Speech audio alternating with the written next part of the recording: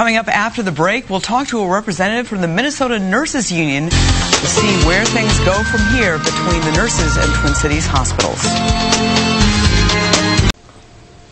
The nurses' strike in the Twin Cities may be over, but it's still not business as usual at area hospitals. And what happened was they were stopping people at the door and actually not letting them inside, and clearly not following our contract language that governs return to work.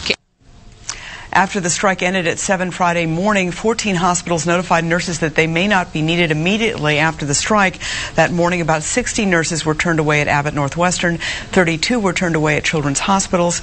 The union claims both hospitals violated the nurses' current contract rules. But the hospitals tell us they believe there is not a contractual process for returning nurses to work after a strike. So the Minnesota Nurses Association is filing a complaint. Now take a look at this YouTube video of a confrontation between nurses and Alina's director of labor relations. You say this is a no, it is not. What is this? This is the return to work process that was tried to negotiate with the union. Right now, there are no plans for negotiations to begin again. Both sides are standing firm with their previous proposals on patient staffing, pensions, and pay. Joining me now to talk about this issue is the spokesperson for the Minnesota Nurses Association, John Nemo. Thank you so much for coming in. The hospitals have made it very clear that they are not going to move. What are you guys going to do right now? Well, I think, everyone wants to know what's going to happen next. But what I really wanted to say is, why are we here? And I think the core issue in all of this is trust. And if you look at what our nurses do every day, they aren't flipping burgers. They're taking care of people's lives. And if there are bad patient outcomes, the CEOs don't get blamed. The nurses get blamed. And what you're having is an unsafe staffing issue. That's why our nurses are standing up. Their licenses are on the line. Their jobs are on the line. And most importantly, their patients' lives and well-being are on the line. And I think that's the issue that the public isn't hearing enough about, that we're going to have a press conference this week with dozens more patients coming forward talking about having to sit in their own excrement for 3 hours because there aren't enough nurses, losing people to death because there aren't enough nurses, suffering, not getting medication when they need it because there are not enough nurses. And the hospitals have done a great job running a PR campaign they're spending millions of dollars on, talking about it's all about money and greedy nurses and the economy. It's not about any of that. It's about people. This is healthcare. Human beings are involved. And frankly, shame on these guys for doing this, for deceiving the public, and not talking about the real story, which is about human beings and their health care. Well, what happens next, though? Clearly the hospitals say this is a financial matter. They say, despite the fact that they made a lot of money last year, they say the long-term outlook, they've got to get under control the staffing costs, which is 50 to 60% of their costs. That's a great point. Well, what happens next, though, for you? What are you going to do? Well, why don't we start, speaking of staffing costs, there's I think more than 20 people on Alina's payroll that make over $300,000 a year. These are bureaucrats and bean counters. They have nothing to do with the care the patients get. All they know about the hospitals is where their reserved parking spots are. Why don't we deal with some of their salaries? Everyone's beating up on the nurses, but last I checked, Ken Paulus, the CEO of Alina, he's not taking care of anybody's life. He's looking at spreadsheets and business and running a hospital that's designed to take care of people as a nonprofit, like it's a widget factory, or Domino's Pizza.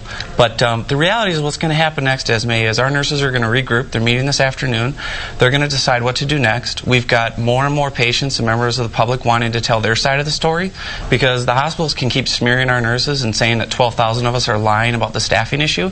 But I want to see Ken Paulus and their spokespeople call their own customers liars. I want to see them call their patients liars this week when we have people talking about losing loved ones because of unsafe staffing, sitting in their own excrement, bleeding out, falling down, their babies in the NICU crying and suffering because they wouldn't staff appropriately on the overnight shift because they wanted to save a few bucks.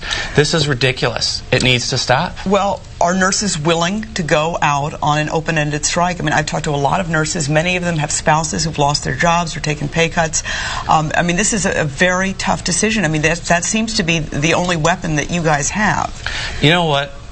I am just so sickened by this, because the only reason we're in this position is because the hospitals are taking advantage of the economy. But are they willing to go out on a longer-term strike?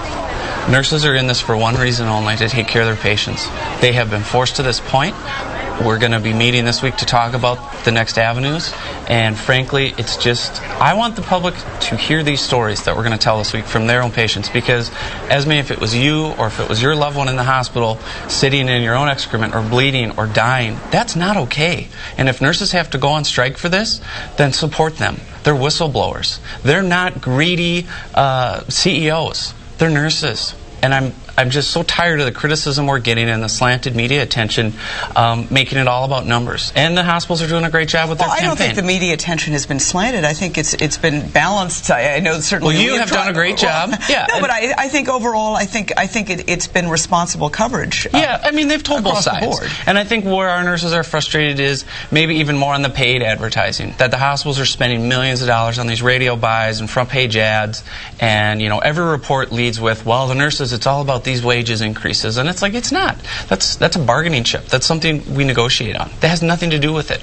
Would 12,000 nurses really go on strike in this economy because they want more money? I mean, of course not. You said yourself, husbands are out of work, times are tough, people want their jobs. They're doing this because it is that bad at work. It is that unsafe. People are dying. It is that bad. We've tried to get it through the legislature. The hospitals have quashed it. We file thousands of complaints every year with the hospitals. They don't do a thing with them. We complain nonstop to the hospitals. They don't do a thing with them. Maybe if we can get it in our contract, we can hold their feet to the fire legally and do something about this. All right. Well, John Nemo, obviously this is something that we're going to continue to follow up on. Thank you so much for coming in. Thank you. Right.